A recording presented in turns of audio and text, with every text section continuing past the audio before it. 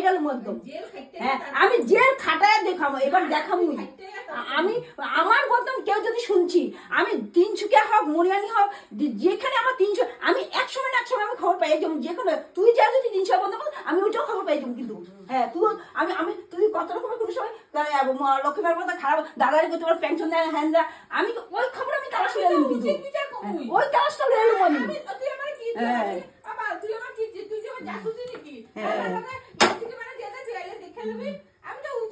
তারা কোনোদিন 300 পাঠিয়ে কোনোদিন ঘরের বদনাম করে না তারা। হ্যাঁ